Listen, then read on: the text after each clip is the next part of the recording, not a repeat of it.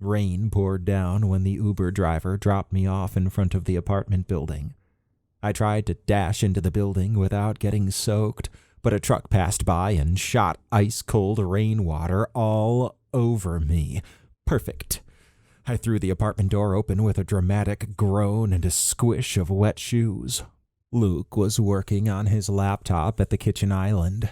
His eyes widened at the sight of me, and he jumped up to make a fuss. I must have looked like a mutt who'd been shoved the wrong way through a car wash. "Took off your clothes," he said. I jumped back, staring at him like he'd lost his fucking mind.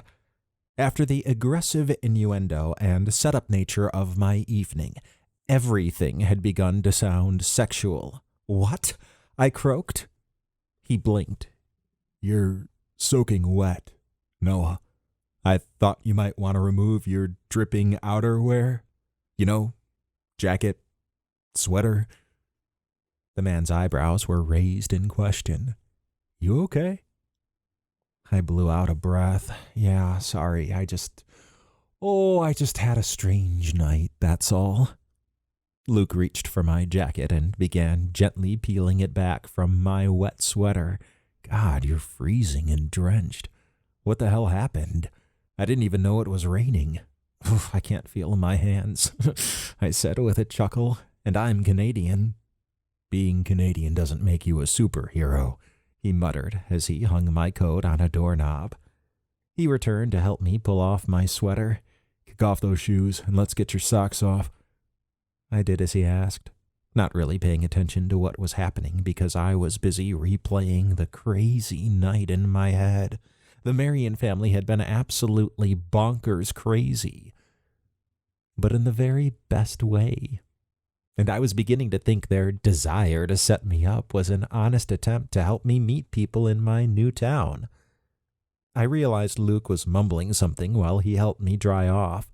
"Reminds me of the time you fell off the dock at the marina and scared the shit out of everyone," he said. "Your lips were so blue I thought your mom was going to have a heart attack when she got there." Oh my God. Yeah, I think I was more scared than anyone else. Mike Nelson pushed me in on a dare, as if a 12-year-old pushing an 8-year-old over was something to brag about. I muttered. He was an asshole. The guy used to try flirting with Rosalie even when she and Scott had been dating for months. That sparked a memory, and I laughed. "You're right."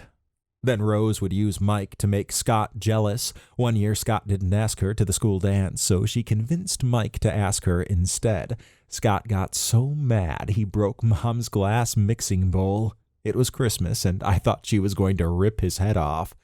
Instead, she didn't let him have any of the gingerbread cookies she made. Luke smiled. "I remember. She still let me have them, though." I was rendered a little stupid by the feel of his hands as they rubbed mine dry between them. "No, she didn't." He turned away to get a couple of dry kitchen towels from a drawer, but looked over his shoulder to respond. "What do you mean? I remember eating them and taunting Scott with them." "I gave you mine," I admitted, distracted by the sight of his firm butt filling out his track pants as he leaned over to reach the towels in the back of the drawer. The silence sparked around us as he stepped in close and started to rub my hair dry with one of the small towels. "You did?" he murmured. One corner of his lips turned up in a small smile. "Thanks. I never knew." "Feels good," I breathed. "I should be thanking you." He said absently. "You need a keeper." "Huh?" "Someone to watch over you and keep you from getting mauled and soaked and, you know, other things," he explained while slowing his ministrations and brushing droplets off my cheeks with his large, warm palms. His touch was like a shot of the smokiest bourbon, smooth and intoxicating.